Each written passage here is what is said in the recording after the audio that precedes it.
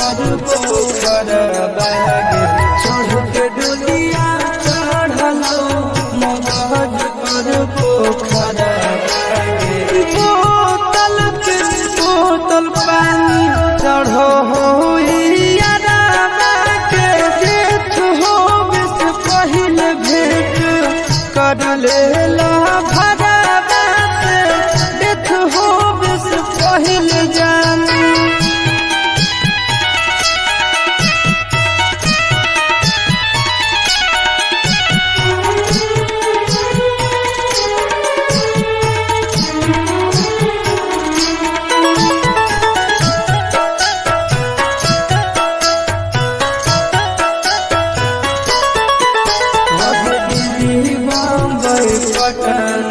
करलियो सगर जांच गे बड़ बड़ डॉक्टर नहीं कर पैल कोई इलाज गे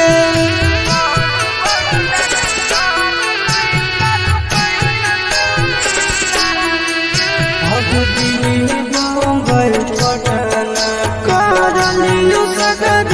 जांच गे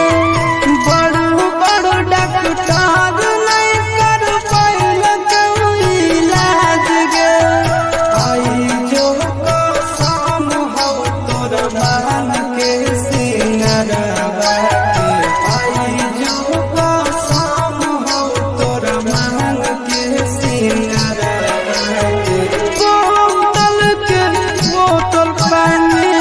चढ़ हो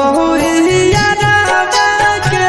डेथ हो बिस पहिल भेंट कर लेला भरावा से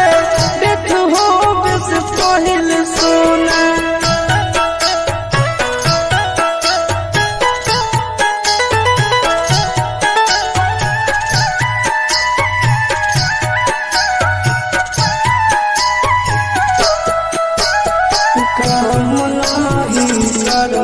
सुइया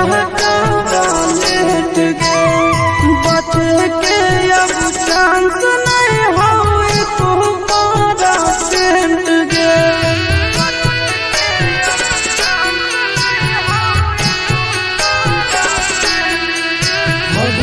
नहीं करो जानू सुइया लेट गे बच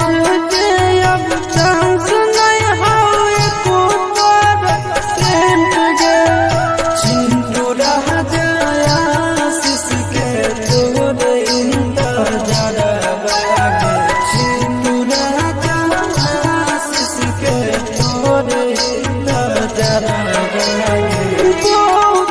बोतल पानी चढ़ हो